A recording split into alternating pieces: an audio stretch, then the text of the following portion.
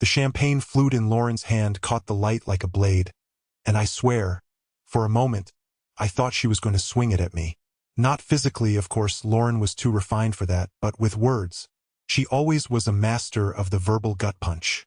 The banquet hall was packed, the air thick with the scent of roasted meat and too much perfume, and yet I felt like I was standing alone in a vacuum. My tuxedo, which had felt crisp and confident an hour ago, now clung to me like a second skin, damp with sweat. "To my husband, Russell," she began, her voice dripping with saccharine sweetness. The room quieted, glasses raised, eyes turning to us. "The man who never surprises me." A ripple of laughter, the kind that's polite but edged with something sharper, spread through the crowd. She tilted her head, her smile widening, and I saw it, the flicker of something cruel in her eyes. Predictability is a virtue, isn't it? Knowing exactly where your life is headed, day after day, year after year. It's comforting. I forced a smile, my fingers tightening around my own glass. Comforting. The word hung in the air like a bad smell.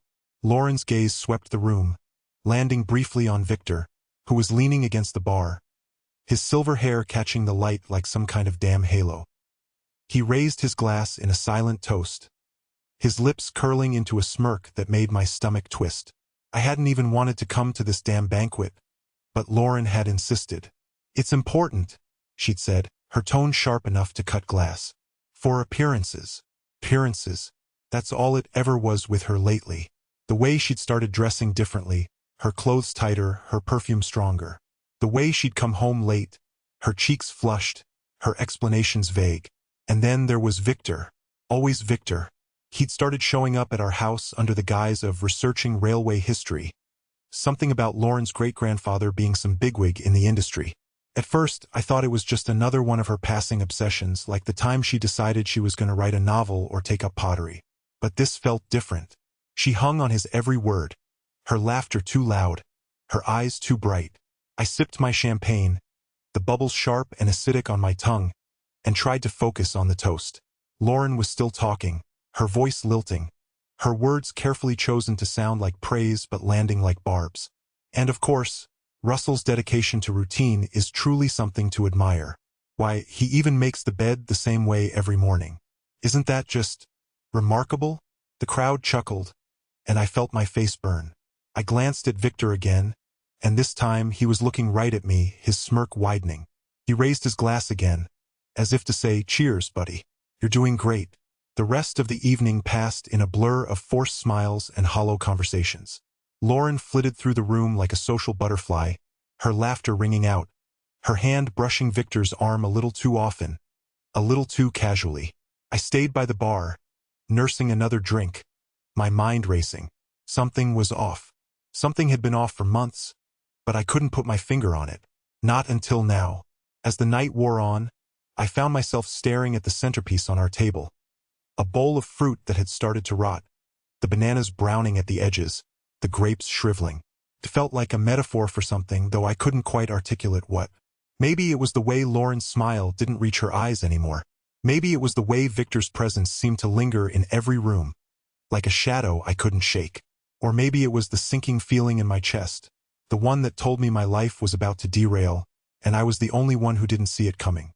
It was the smell of her purse that caught me off guard first. Lauren had left it on the kitchen counter, its leather strap dangling over the edge like an afterthought. The scent of her perfume, something floral and expensive, wafted out, but underneath it was something else. A faint, stale odor, like the inside of a hotel room after the maids have cleaned it but before the next guests arrive. I didn't mean to look. Really, I didn't. But my hand brushed against it as I reached for the coffee filters, and the flap fell open. A crumpled piece of paper slid out, half folded, the edges soft from being handled too many times. I smoothed it out on the counter. The receipt was from the Grand Regency, a hotel downtown I'd only ever driven past. The kind of place with a doorman and a bar where people order martinis just to feel important. The date on the receipt was last Thursday. The same day Lauren had come home late, her hair still damp from the shower, claiming she'd been stuck at work all day. I stared at the numbers on the receipt. $4.87. For one night, my stomach churned. I didn't want to believe it, Not yet. But the pieces were there, scattered like loose screws on my workshop floor. The way she'd started talking about railway history out of nowhere, her voice bright with false enthusiasm. The books she'd brought home, their spines still stiff, the pages barely touched. The way Victor's name kept slipping into conversations, always followed by a too-casual laugh. Oh, Victor said this, or Victor mentioned that, as if I wouldn't notice how often he was around.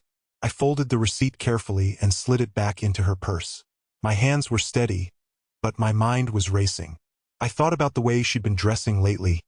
Sharper, more polished, like she was auditioning for a role in someone else's life.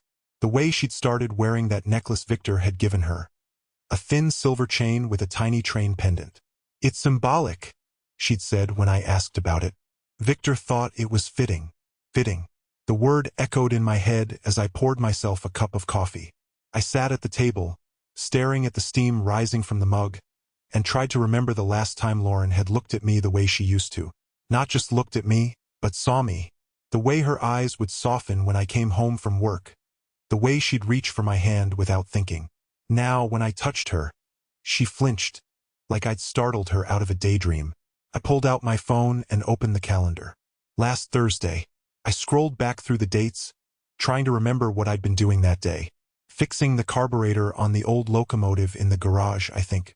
Lauren had called around noon, her voice bright and hurried. I'll be late tonight, she'd said. Work's crazy. Don't wait up. I believed her. Why wouldn't I? But now, as I sat there, the receipt burned a hole in my thoughts. The Grand Regency. $487. Victor's name on the receipt, scrawled in black ink like a signature on a contract.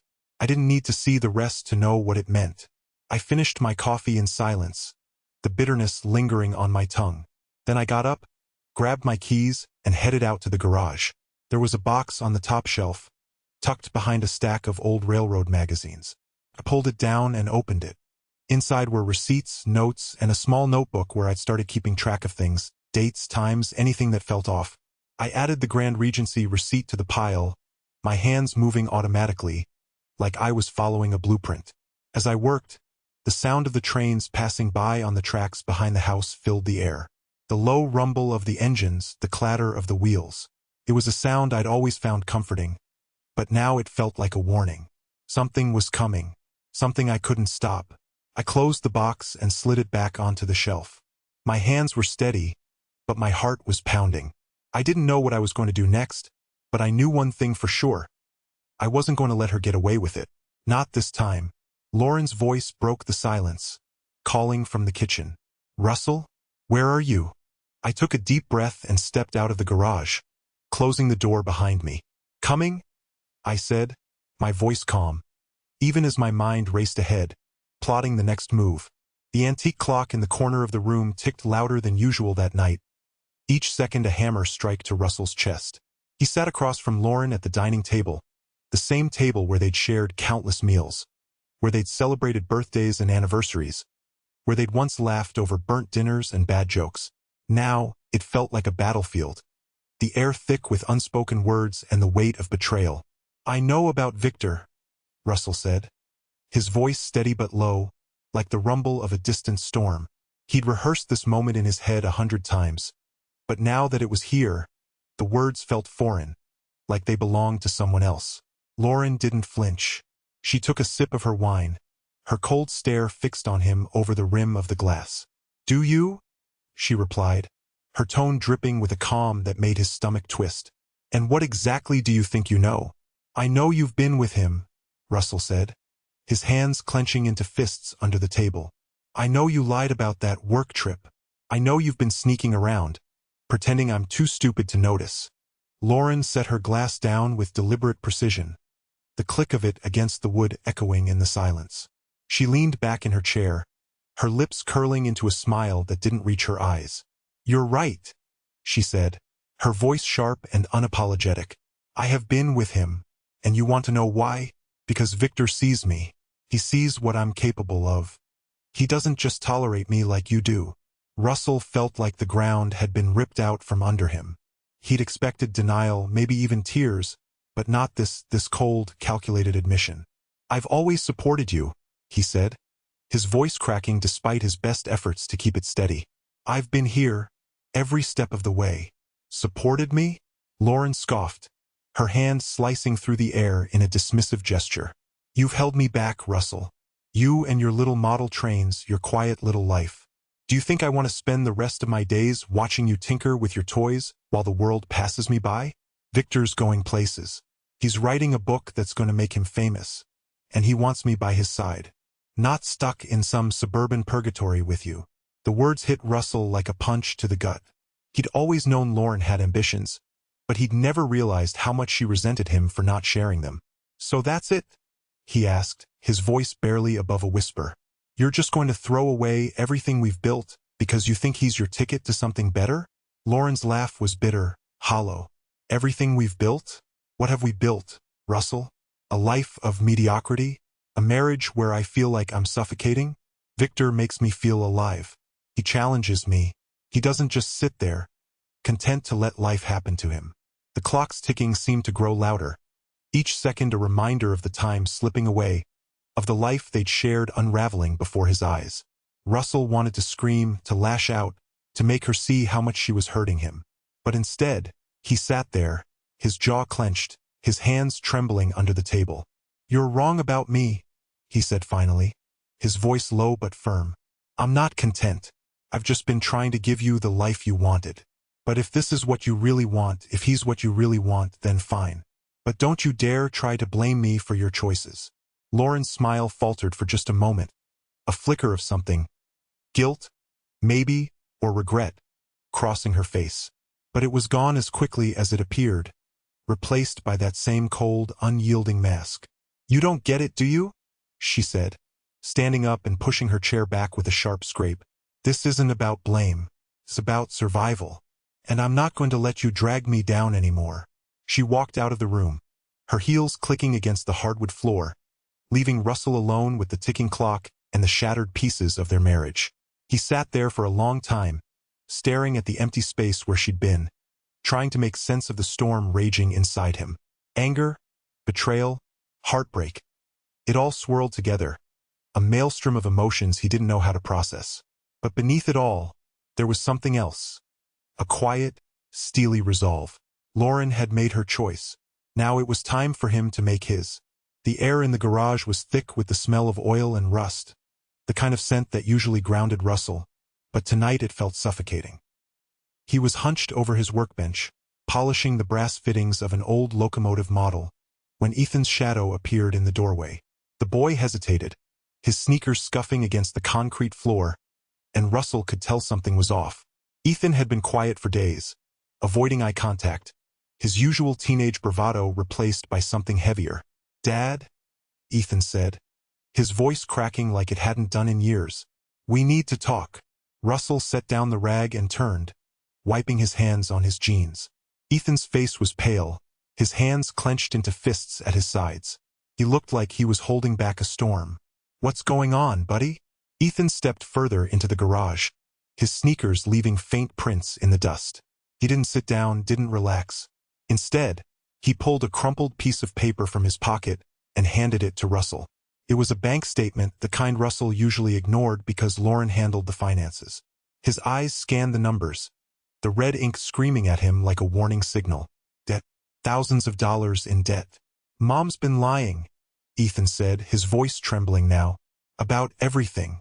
She's been talking to Victor, that guy who's always hanging around. I heard them. They're planning something. Russell's chest tightened, the words hitting him like a punch. He tried to keep his voice steady. Planning what, Ethan? Ethan looked down at his feet, his jaw working like he was fighting back tears. They're gonna use your money. For his book. Mom said. She said you'd never notice. That you're too wrapped up in your trains to care. The words landed like a blow, and Russell felt his knees go weak. He gripped the edge of the workbench, the cold metal biting into his palms. Lauren's voice echoed in his head, her sharp laugh, the way she dismissed him so casually. Boring, unambitious, and now this, a scheme to drain him dry while he was too distracted to notice. How long have you known? Russell asked, his voice low and rough.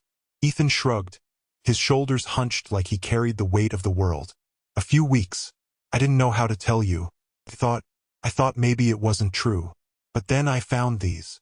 He pulled out a stack of papers, more bank statements, loan documents with Victor's name scrawled across them. The evidence was damning, a paper trail of betrayal. Russell felt the anger rising in him, hot and sharp, but he forced it down. He couldn't lose it now, not in front of Ethan. The boy looked scared, like he was waiting for the explosion, and Russell knew he had to be the calm one. He reached out, placing a hand on Ethan's shoulder. You did the right thing telling me. I'm proud of you. Ethan's face crumpled, and he swiped at his eyes with the back of his hand. I didn't want her to hurt you, Dad. You don't deserve this. Russell pulled him into a hug, the boy's head resting against his chest. He could feel Ethan's heartbeat, fast and frantic, and it made his own chest ache. We'll figure this out, he said, his voice steady even though his mind was racing. Together. But as he held his son, Russell's thoughts were already turning, calculating. Lauren had underestimated him, written him off as predictable, boring. She thought he wouldn't notice, wouldn't fight back. She was wrong. He'd spent his life fixing broken things, putting pieces back together. And now he'd do the same for himself. The crumpled bank statements sat on the workbench, a silent accusation. Victor's name stared up at him, bold and arrogant. Russell's jaw tightened. He'd deal with Victor, and he'd deal with Lauren. But first he needed a plan. Ethan pulled back, his eyes red but determined. What are you going to do, Dad? Russell looked at his son, so young but already burdened with secrets he shouldn't have to carry. I'm going to protect what's ours, he said, no matter what it takes. The garage felt colder now, the shadows deeper. But Russell stood tall, his resolve hardening. The game had changed, and this time he was playing to win. The house smelled like burnt coffee and lavender air freshener, a toxic combination that clung to the walls like the lies Lauren kept spinning. She was in the kitchen, humming some tune I didn't recognize, while I sat at the dining table pretending to read the newspaper. My eyes weren't on the headlines, though. They were on her purse, slumped casually on the counter like it wasn't a ticking time bomb of deceit. She'd been gone all weekend, claiming she needed to research for Victor's book. Research, right? The word tasted bitter in my mind, like the dregs of that burnt coffee. I'd seen the way she looked at him during their little meetings in our living room. Her eyes bright and her laughter too loud, like she was auditioning for a role she didn't deserve. And Victor, God, that smug bastard, always sat there with his perfectly coiffed hair and his tailored suits, acting like he belonged in my home. But I didn't say a word. Not yet. Instead, I'd started keeping a list. A locked drawer in my office held the growing pile of receipts, bank statements, and scribbled notes I'd been collecting. Every time she lied, about her work trips, about her sudden interest in railway history, about why she needed to withdraw $500 cash, I wrote it down. Every time she came home smelling like cheap cologne and guilt, I added another line to the story. Lauren was good at pretending, but I was better. Russell, she called from the kitchen, her voice dripping with that fake sweetness she'd perfected over the years. Do you want more coffee? I can make a fresh pot. No, I said, folding the newspaper carefully. I'm good. She appeared in the doorway, holding a mug of steaming coffee like it was some kind of peace offering. Her smile was wide, but it didn't reach her eyes. You've been so quiet lately. Everything okay? Fine, I lied, matching her smile with one of my own. Just thinking about work. She nodded, her expression softening like she actually believed me. Well, don't work too hard. You know how you get when you're stressed. I wanted to laugh. Stressed? She had no idea. My hands clenched under the table, but I kept my face calm, my voice steady. I'll try not to. She drifted back to the kitchen, humming again, and I waited until I heard the clatter of dishes before slipping my phone out of my pocket. The screen lit up with a text from Ethan. Dad, I found something. Can we talk later? My chest tightened, but I typed back quickly. Of course. Tonight. Ethan had been my lifeline through all this. My only ally in a house that felt more like a stage for Lauren's performance than a home. He'd been the one to tell me about the whispers he'd overheard between Lauren and Victor. The ones about funding and investments and how much they needed me to stay on board. It wasn't just about the affair, it was about the money. My money. I stood abruptly, the chair scraping against the floor loud enough to make Lauren glance over her shoulder. "Going somewhere?" she asked, her tone light but her eyes sharp. "Just to the office," I said, grabbing my jacket. "I've got some paperwork to finish." She nodded, but I could feel her watching me as I walked away, her gaze like a weight on my back. I didn't look back. The office was my sanctuary now, the one place in the house where I could breathe. I locked the door behind me and went straight to the drawer, pulling out the folder where I kept everything. The receipt from the hotel, the bank statements with suspicious withdrawals, the notes I'd taken after every conversation with Ethan. It was all there, a paper trail of betrayal. I added another page to the pile, scribbling down the details of her latest lie. The $500 withdrawal she'd claimed was for research expenses. Research? I almost laughed.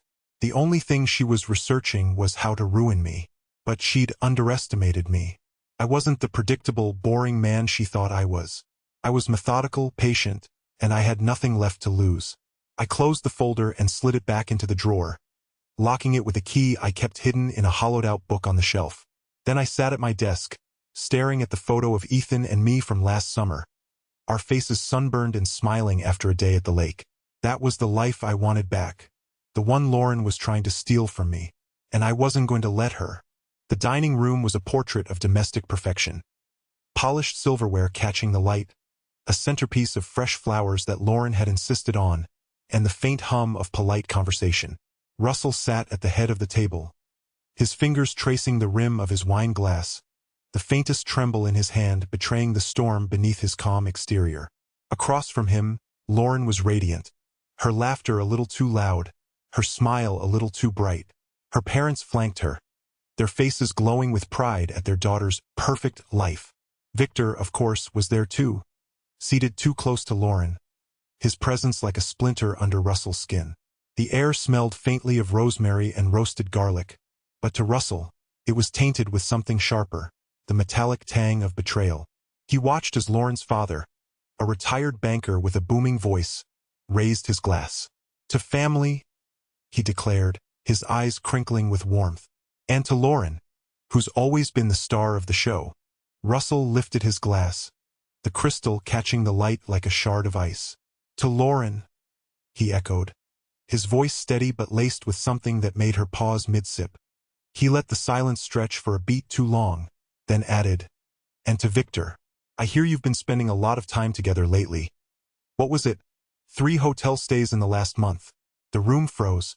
Lauren's mother's fork clattered against her plate, the sound sharp and discordant. Her father's jovial expression faltered, his bushy eyebrows knitting together in confusion. Lauren's cheeks flamed, a deep, splotchy red that spread down her neck. Victor, who had been mid-bite, set down his fork with deliberate slowness, his fingers twitching as if he wanted to bolt from the table. "Russell," Lauren began, her voice high and strained, "what are you talking about?" "Oh, you know," Russell said, his tone light, almost conversational, as he leaned back in his chair. "Victor's been so dedicated to his research. All those late nights at the library, the trips to the archives. And, of course, the hotel stays. I mean, it's impressive, really. Such commitment to his work." Lauren's mother gasped, her hand flying to her chest. "Hotels? What on earth?" "Mom, it's not what it sounds like," Lauren interrupted, her voice rising in panic. She shot Russell a glare that could have melted steel, but he only smiled, a cold, mirthless thing that didn't reach his eyes. Victor cleared his throat, his face pale. "Russell, I think there's been a misunderstanding." "No misunderstanding," Russell said, cutting him off. "I've got the receipts." Literally. He reached into his pocket and pulled out a crumpled piece of paper, holding it up like a trophy. The room seemed to tilt, the tension so thick it was almost suffocating. "I found this in Lauren's purse. Funny, isn't it? She said she was on a work trip, but here's Victor's name on the bill. Same hotel, same date. Almost like you were collaborating." Lauren's father slammed his glass down, the wine sloshing over the rim. "Lauren, what is he talking about? Is this true?" Lauren opened her mouth, but no words came out. Her hands gripped the edge of the table, her knuckles white. Her mother's eyes filled with tears, her voice trembling as she whispered, "How could you?" Victor finally found his voice, but it was weak, unconvincing. This is ridiculous. We were working on the book. That's all. Russell leaned forward, his elbows on the table, his gaze locked on Victor. Funny how your research always seems to involve sharing a bed. Must be a new method of historical analysis. The room erupted. Lauren's father stood, his chair scraping loudly against the floor. I won't have this kind of talk at my table. Neither will I, Russell said, rising to his feet. His voice was calm, but there was a fire in his eyes that made Lauren shrink back. But let's not pretend this is about table manners. This is about respect, or lack thereof. Lauren's mother began to sob, her hands covering her face. Lauren reached for her, but her mother recoiled. Don't touch me, she whispered, her voice broken. I can't believe you do this to Russell, to your family. Victor stood, his chair toppling backward with a crash. This is insane. I'm leaving. Go ahead, Russell said, his voice like steel. But don't think for a second this is over. You've been playing a dangerous game, Victor. And games like this, they always have consequences. As Victor stormed out, the room fell into a heavy silence. Lauren sat frozen, her face a mask of shame and fury. Her parents stared at her, their disappointment palpable. Russell remained standing, his chest rising and falling with quiet, controlled breaths. The clock on the wall ticked loudly, each second stretching into an eternity. Finally, Russell broke the silence. I think that's enough for tonight, he said, his voice steady. He turned to Lauren, his expression unreadable. We'll talk later. As he walked out of the room, the weight of what he'd done settled over him like a heavy coat. But beneath the exhaustion, there was a flicker of something else, relief. The truth was out now, and there was no turning back. The game was no longer theirs to play. It was his, and he had no intention of losing. The workshop smelled of oil and sawdust, the way it always did, but today the air felt heavier, like the weight of the truth was pressing down on everything. Russell stood by the workbench, his hands resting on the half-finished railway model he'd been building for months. The tiny locomotive gleamed under the fluorescent light, its brass fittings polished to perfection. He ran a finger along the track, the smooth metal cool against his skin, and let out a slow breath. Victor's voice cut through the silence like a blade. You really think you can stop this, Russell? You think your little models and your quiet life are going to keep her? Russell didn't turn around. He didn't need to. He could picture Victor's face perfectly. That smug grin, the way his lips curled like he'd just won something. The man had sauntered into the workshop uninvited, his tailored suit and polished shoes out of place among the tools and sawdust. Russell had expected this. Hell, he'd planned for it. You don't get it, do you? Victor continued, his tone dripping with condescension. Lauren's not like you. She wants more than this existence you've built for her. She wants to be someone, and I'm the one who's going to give her that. Russell's jaw tightened, but he kept his voice steady. And what do you get out of it, Victor? Her money? Her connections? Or is it just the thrill of taking something that doesn't belong to you? Victor laughed, a sharp, humorless sound that echoed off the workshop walls. You really are stuck in the past, aren't you? Always playing by the rules, always doing the right thing. It's pathetic. Lauren deserves better than a man who thinks a quiet life is something to aspire to. Russell finally turned, his eyes locking onto Victor's. The man's grin faltered for a moment, but he quickly recovered, leaning casually against the workbench. She told me everything, you know? How you've held her back, how you've never understood her ambitions. She's been miserable for years, Russell. And now she's finally free. The word stung, but Russell didn't let it show. He'd heard enough lies from Lauren to recognize the truth when it hit him. Funny, he said, his voice low and even, because from where I'm standing it looks like you're the one using her. You needed a wealthy, connected woman to fund your little book project, and she needed someone to stroke her ego and tell her she's special. It's a match made in hell. Victor's smile wavered again, but he quickly masked it with a shrug. Say what you want, Russell. The truth is, you've already lost. Lauren's mine now, and once your money's gone, she'll realize what a mistake she made marrying you in the first place. Russell's hand tightened around a wrench on the workbench, the cold metal grounding him.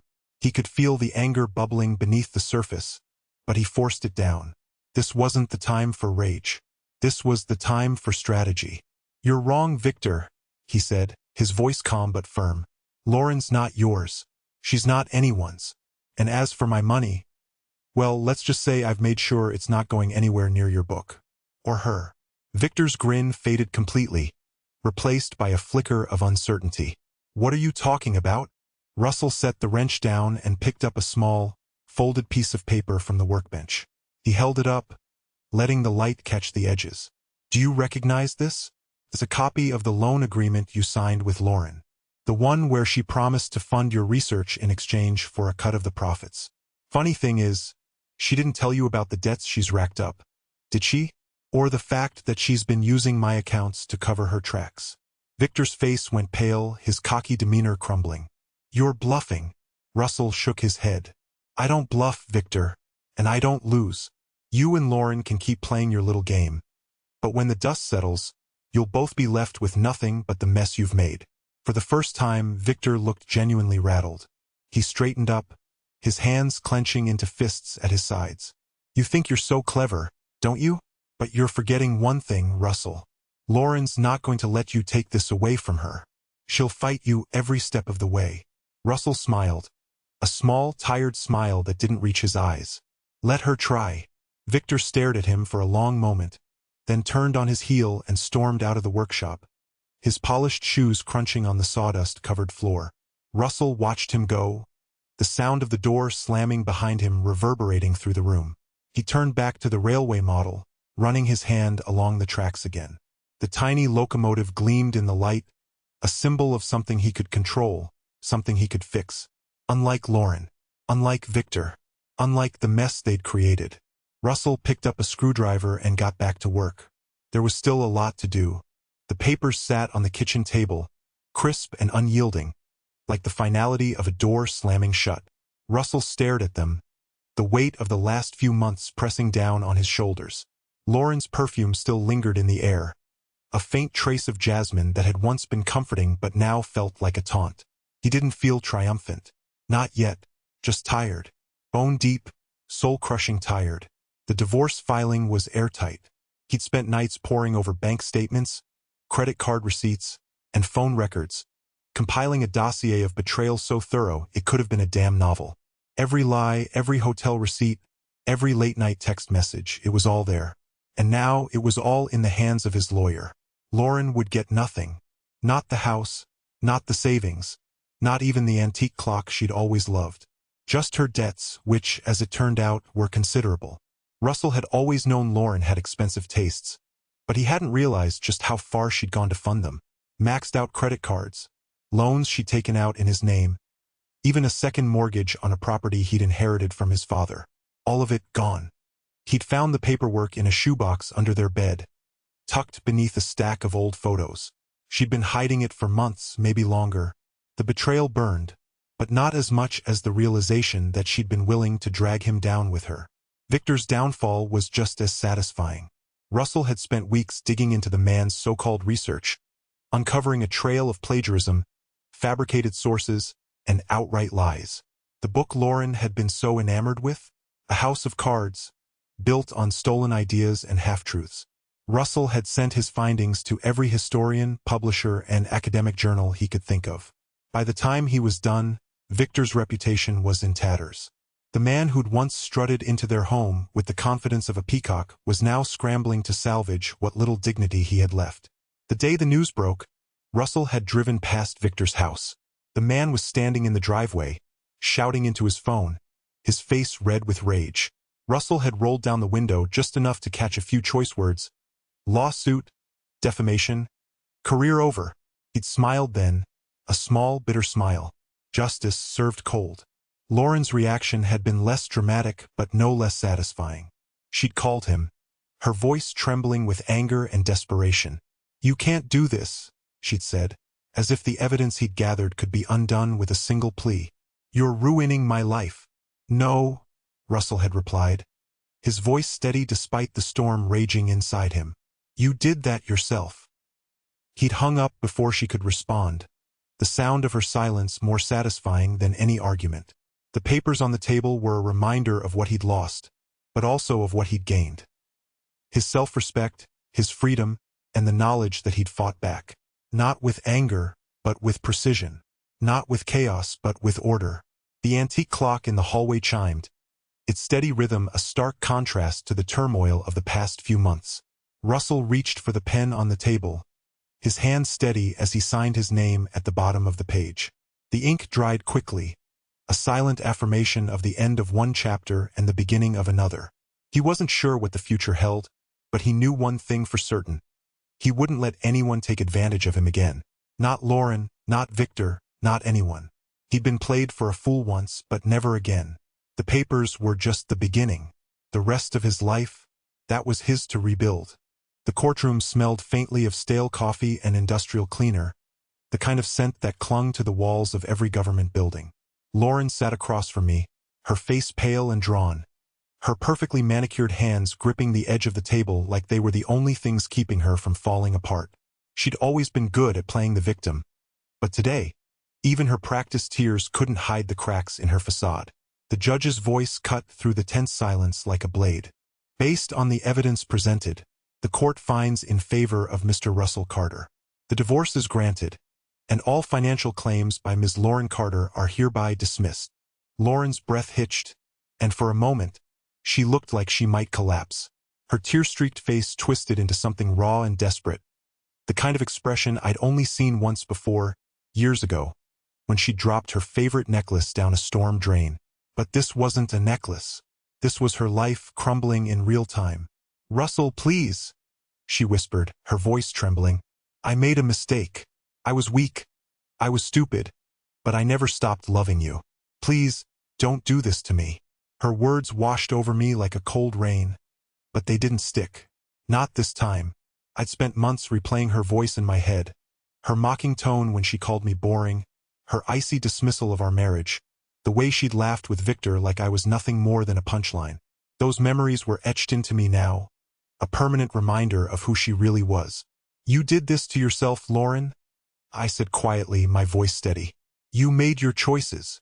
She flinched like I'd slapped her, her eyes darting to the judge, to her lawyer, to anyone who might save her. But there was no saving her now. Victor was gone, his reputation in tatters after I'd exposed his fraudulent research. Her parents had cut her off, ashamed of the scandal she'd dragged them into. And me?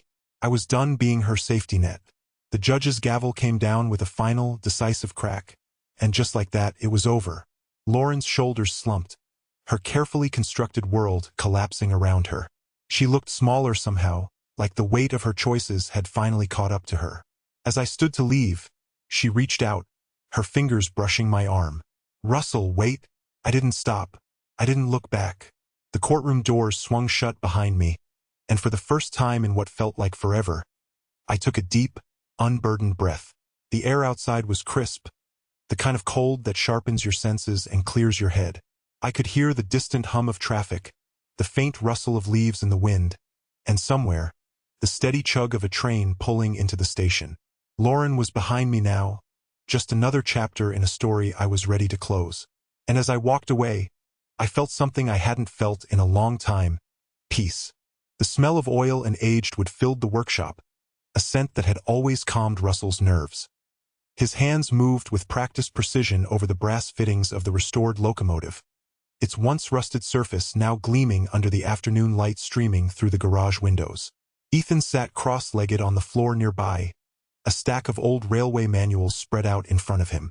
His son's face was a mirror of concentration, the same way Russell's used to be when he was young and the world still felt like a place full of promise. "Dad?" Ethan said, breaking the comfortable silence.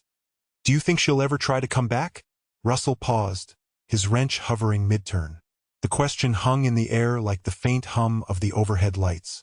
He set the tool down and wiped his hands on a rag, the motion slow and deliberate. "I don't know, Ethan," he admitted, his voice steady but tinged with something heavier. "But it doesn't matter. What matters is we're moving forward. Together." Ethan nodded, his eyes flicking back to the manuals. But Russell could see the flicker of relief in his son's expression.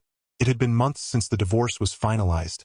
Months since Lauren had stormed out of the courtroom, her heels clicking like gunshots against the polished floor.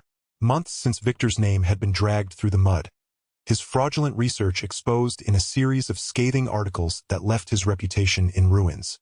The fallout had been swift and brutal, but Russell had never felt the need to gloat. He'd done what he had to do, no more, no less. The locomotive's whistle let out a soft, testing toot as Russell adjusted the pressure valve. It was a sound that always brought a smile to his face, a reminder of simpler times when his biggest worry was whether he could get the old engine running again. He glanced at Ethan, who was now sketching something in the margins of one of the manuals, a rough outline of a train track winding through a mountain pass.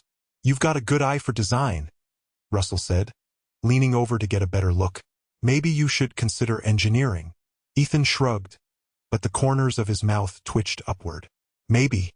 Or I could just keep helping you with these old hunks of metal."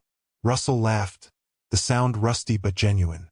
It felt good to laugh again, to let the weight of the past few years slip away, even if only for a moment. He reached out and ruffled Ethan's hair, earning a mock protest from his son. As the afternoon stretched into evening, the two of them worked side by side, their conversation drifting from trains to school to Ethan's plans for the summer. For the first time in what felt like forever, Russell felt a sense of peace settle over him. The bitterness and betrayal were still there, lurking in the shadows of his mind, but they no longer controlled him. He had his son, his workshop, and the quiet satisfaction of knowing he'd done the right thing. Later, as the sun dipped below the horizon and the workshop was bathed in the warm glow of the overhead lights, Russell stepped back to admire their work. The locomotive stood tall and proud, its polished surfaces reflecting the light like a beacon. Ethan stood beside him, a proud smile spreading across his face. "We did it, Dad," he said, his voice filled with quiet awe. Russell nodded, his own smile softening the lines of exhaustion on his face. "Yeah, we did." For the first time in years, he felt like himself again. Not the man Lauren had tried to mold into something he wasn't, but the man he'd always been. A man who valued integrity over ambition, who found strength in quiet resilience rather than loud declarations. As he turned off the lights and closed the workshop door behind them, Russell felt a flicker of hope for the future. It wasn't the kind of hope that came with grand gestures or dramatic changes, but the kind that grew slowly, steadily, like the restoration of an old, broken locomotive. And for now, that was enough.